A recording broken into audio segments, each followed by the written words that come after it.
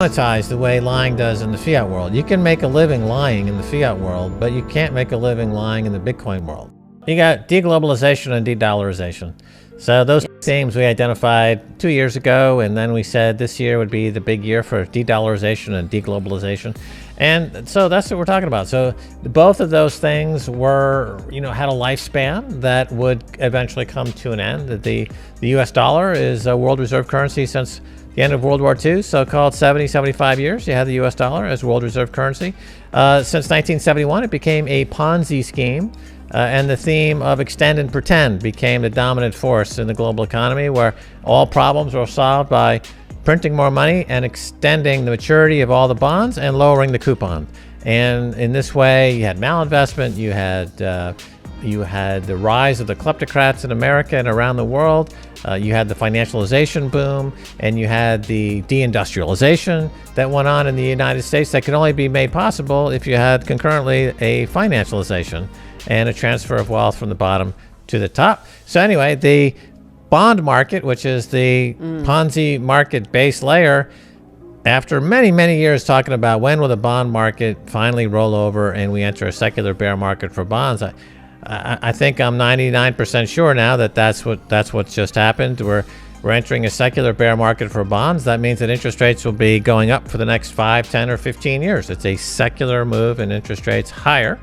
So that's the de-dollarization. Deglobalization was held together by financialization. So when you pull the pins of financialization out of the monster that was the global empire of debt, you have now countries are breaking apart, and this is causing a lot of agita. There was a school of thought that suggested that the US dollar would continue as world reserve currency and that the Bitcoin would be the world reserve asset. And I never bought into that theory. I questioned it. I just didn't see that happening. It seems to me that Bitcoin was going to eat all the fiat money world in the world, and it was going to eat gold, and it was going to eat all assets. And so when you have the rise of Bitcoin and you have the fall of fiat, that fall of fiat is going to be everything attached to fiat. The petrodollar is certainly attached to fiat. The military-industrial complex is attached to fiat. The global bond market is attached to fiat. So when these things crack and they fall apart, it's going to be kinetic, very kinetic. And people are going to be like, bang, bang, bang, shooting at each other because, this is revert to human nature, which is one of the biggest cycles of all. Human nature is something that you can't really escape from. So this is the fall of fiat money. That's what we're seeing.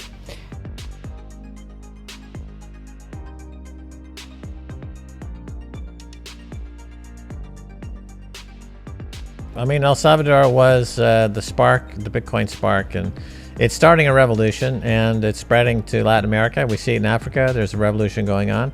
There's a huge power shift, right? So the U.S. and Great Britain and maybe some European powers and others are going to lose power. And some other powers are going to rise up. But it's that's just the cycle. That's one of the cycles. Certainly, there's a revolution going on there.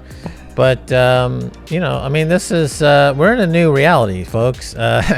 It's a new reality. Time to make the adjustments to this new reality. That's just the way it is, right? Let's look at my positive side, optimistic, relentlessly optimistic interpretation of this, Max. Okay. And that is that Bitcoin is peace. Okay. Right. And the language of Bitcoin is Spanish. That's my interpretation. When I look at it, I think, you know what? Bitcoin is peace, and peace is coming. This is going to be a Bitcoin short. Demonetizes war and hatred. Yes, for sure. But it's not going to happen obviously this week or next month. It's going to still have a few battles to fight and win. Yeah. Well, the old saying used to be, if there's no two nations with a McDonald's will go to war. Yeah. But in fact, it's no two people with Bitcoin will go to war, right? Right. Because they have a low time preference. They believe in the future. And we're all a family. It's unconfiscatable. And it's unconfiscatable. It's the upside to beating somebody up for their Bitcoin is very low because it's unconfiscatable. So you have to come at them with something else to get their Bitcoin, something value for value. You will help them fix their roof and they'll get some Bitcoin. You can't just hit them on the head with a hammer and steal their Bitcoin. So that process is going to take some time. Those who fight it will be stuck in the fiat world, and they're never going to make it. Those who are taking Bitcoin on as legal tender, as the global standard, they'll be Noah's Ark, sailing into the new paradigm, but that's where we're at right now. So you've got Bitcoin has essentially thrown the gauntlet down and said, either you're with Bitcoin or you're against Bitcoin. If you're against Bitcoin, prepare to reap the whirlwind of your stupidity. If you're with Bitcoin, prepare for relentless optimism. But also, like, for me, and I think most people feel like this, is like when you meet a Bitcoiner, you feel like that is your first connection, right? Like, I feel more connected to somebody because they're a Bitcoiner than if they're American or a woman or from Connecticut or like wherever, any other thing that has been part of my life. Like, I feel most connected to a Bitcoiner.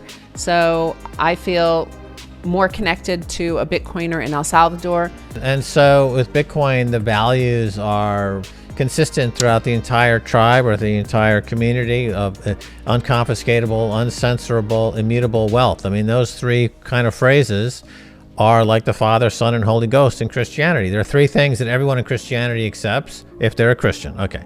There are three things that everyone in the Bitcoin community accepts: unconfiscatability, immutability, uncensorability. That's three things we accept as being true, and therefore that offers a communion when you meet other people. So that's absolutely true. And it's because it's perfect money and you have perfect price discovery, it means it's going to win. So we have confidence.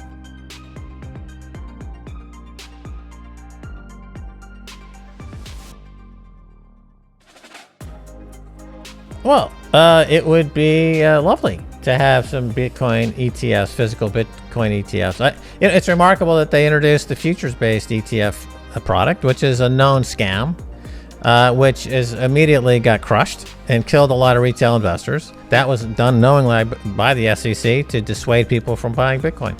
The retail-friendly product is the physical cash-only Bitcoin product. So, I mean, the story about ETFs and Bitcoin is not a story about whether or not you will see a Bitcoin ETF. It's a story about corruption at the SEC. Gary Gensler and Jon Stewart did an excellent interview with Gary Gensler. You can look it up somewhere, where he just pins him down and says, you guys are crooks. And he said, well, we do civil lawsuits and a lot of fines are paid. And Jon Stewart said, yeah, and less than half of those fines are actually paid. So it's a story of corruption, and that leads ultimately to war, and that's where we're at now, folks.